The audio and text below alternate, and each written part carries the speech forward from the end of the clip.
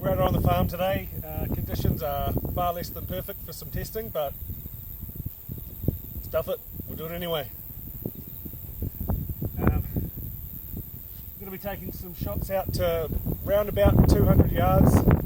Our actual 200 yard post we use up the top of this hill here is way too windy today. It's still too windy down here. I bet you probably can't even hear me. But yeah, we'll shoot out at 100 yards, a little bit that way, and 180 yards at a few pretty small targets with the Kozac TK 4-16. I've been really impressed with it so far. Got it zeroed nice and easy, and out here testing has been really nice. So I'll let you have a look at the testing footage, and then we'll go and have a bit of a scope around here and just pick up a few targets. There's a few cows. We'll clear the guns first, and then we'll do a bit of scoping, pick up a few cows so you can see what it might be like for hunting applications out in the bush. Okay, so as you can see, far from ideal shooting conditions today. It's just stopped to prove me wrong, but there's a hell of a wind whistling through here, and this valley can turn into a bit of a wind tunnel. So we'll see how we go with testing out the scope today. Hopefully it runs well. Got a few figs set up down there. Pretty small, they're looking pretty small from 100 metres, but I'm always hopeful, and then may set up from 200 metres for some small bottles. Just see how we go with that.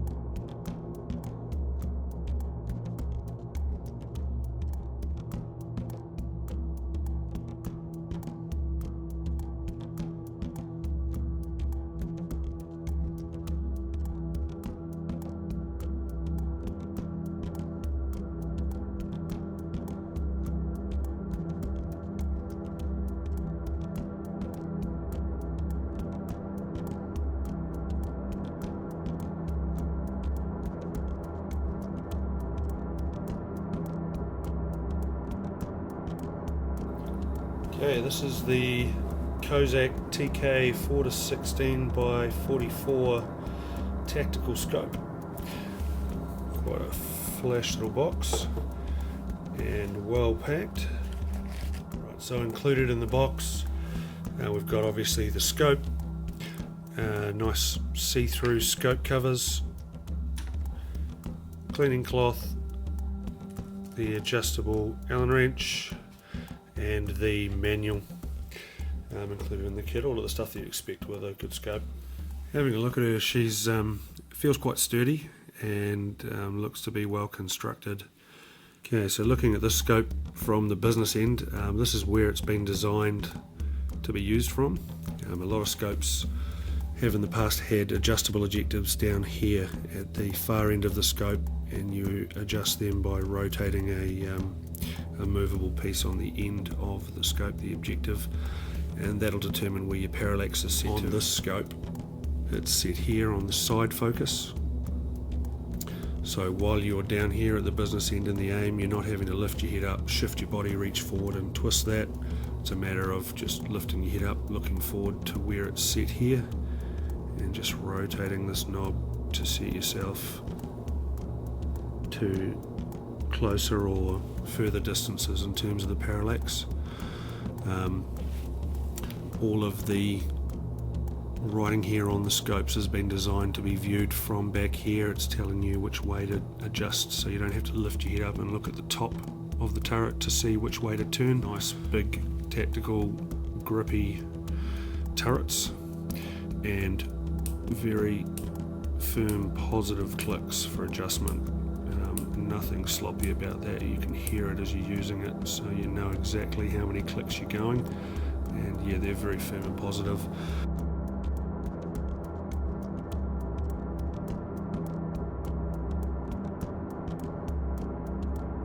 And just lastly, down the rest of the business end, we've got the magnification from 4 through to 16. Great hunting magnification. So 4 is a really good magnification to still acquire your target, still have quite a big field of view. You're not going to get lost in the scope and end up sort of hunting around with your gun trying to figure out where the game you were looking at a moment ago has gone. 4 is still a nice magnification to be shooting at. I'll always, hunting small game, be out in magnification 5, so to have a little bit more than that is good, and 16's more than enough for hunting. You'll only want more for long range target shooting. And further down here is the focus. So it's got a nice mark, you can find where it's zeroed, and you can just adjust that to your eye. So we'll get that mounted on the gun.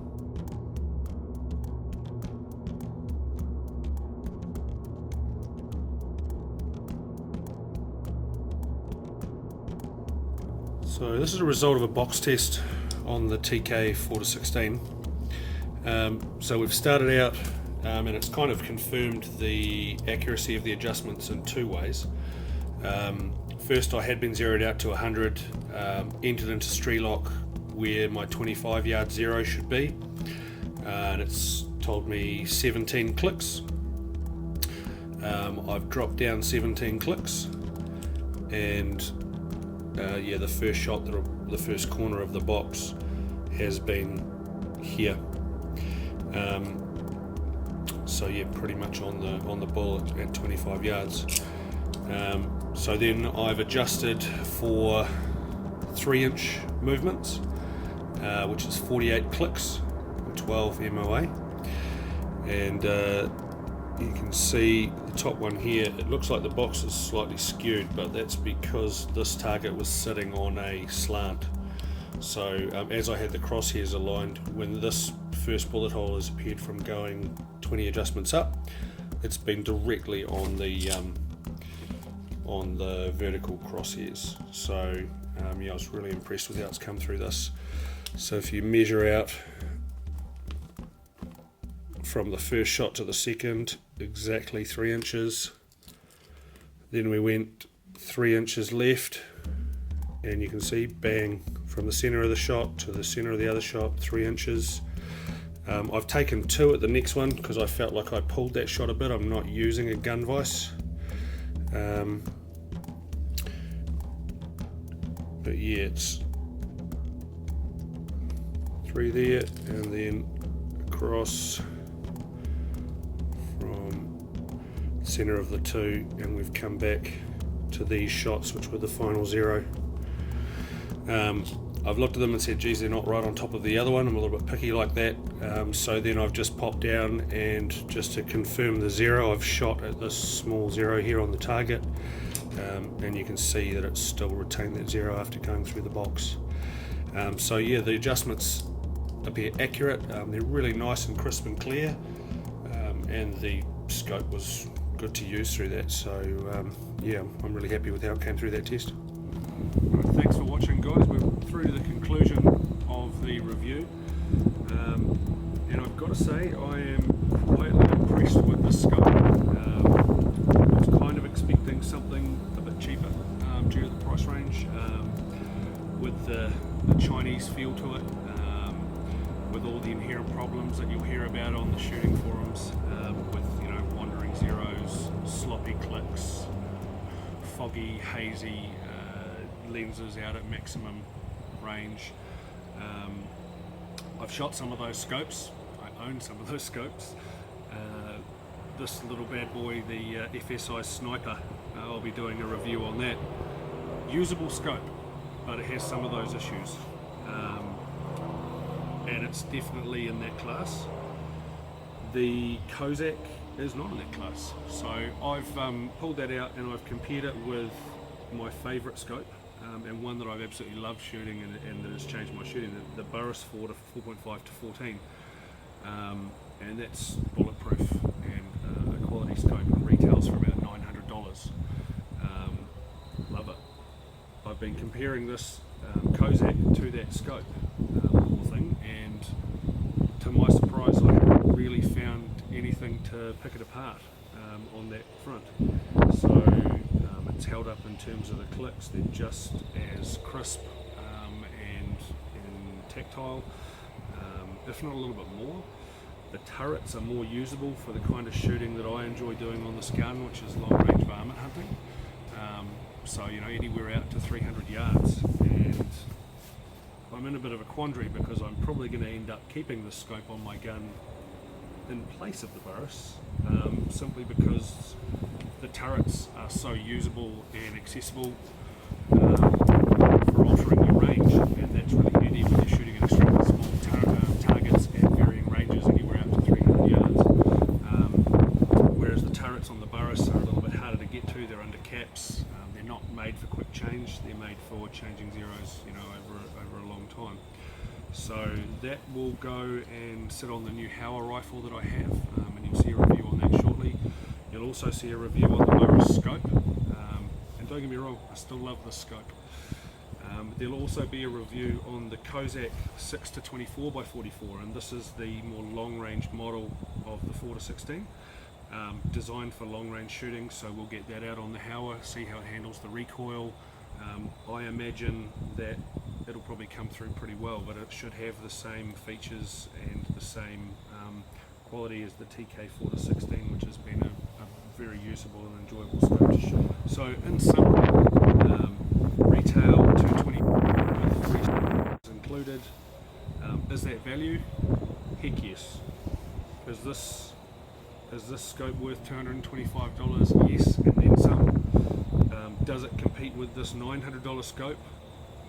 Hell yes. It's a pretty good scope, and you'd be doing well to pick it up, for $300 to $400. So I think the price point that it's set at is pretty good. So I'd give it a look.